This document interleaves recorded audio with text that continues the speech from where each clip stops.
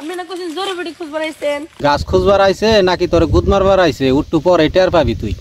ঠিক বলেছিস। চিকিৎসা যদি আমি জঙ্গলে যদি না করি মানুষের সামনে করে বন্ধ মানুষের মোকাবেলা চিকিৎসা করলে তো মানুষের সেড়াই মেড়াই গুতাবো, তাই জঙ্গলে নিয়ে আইছে। ওই নিচে বোধ এমন করে তোরে মনে মনের বিঘার একবারে মাইরা দিব, সেই জন্যই তো জঙ্গলে নিয়ে আইছে। তোর সেটার বিঘারই মারবো।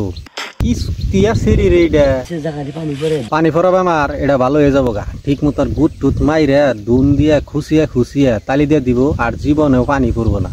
শালার যাইরা মাগি ডেলিভারি করলে দেখে না দেখো তাহলে এটাই আমি কইতাছি। করাটাও কি কষ্ট, কত রকম বুঝার নাগে। যতই তালি বালি করো, আজকে কিন্তু গুদ না মাইরা ছাইরা দিব না। নিঃসন্দেহে তুই ঠিক কথা বলেছিস। পুরা করতা তাই তো ভালো হইতো, আঙুল দিয়ে দেখতে পারতাম। শালার কিন্তু ভাই বুদ্ধি আছে, কিভাবে চিকিৎসা করতে হয় ভালো করে জানে। জিবলা দিয়ে নাড়াচাড়া করে লাগবো। কে কবিরাজ দা, বাঁশ দিয়ে লড়াচড়া করলে ভালো হইতো না? আপনি না জানলেও আমি ভালো করে জানি। এইরকম মাগি কত পানি ভরা বন্ধ করে আইলাম। কন্ট্রোল। বাঁশ দিয়ে খুশিয়া যদি বন্ধ করো, সারা জীবন যদি নাও যায় 9 মাস আর কোনোদিনও পানি পড়বো না। 9 মাসের ফুল গ্যারান্টি আছে। আর অল্প সময় সহ্য করো, পানি আর কোনোদিনও পড়বো না। এই না পয়সা দিল বইরা দিছে, খুব ভালো হয়েছে। 9 মাসের ভিতরে আর কোনোদিন পানি টানি পড়বো না, আর এই মনে করবো না। আজকালের সোশ্যাল মিডিয়ায় ভাই এই সবই চলছে।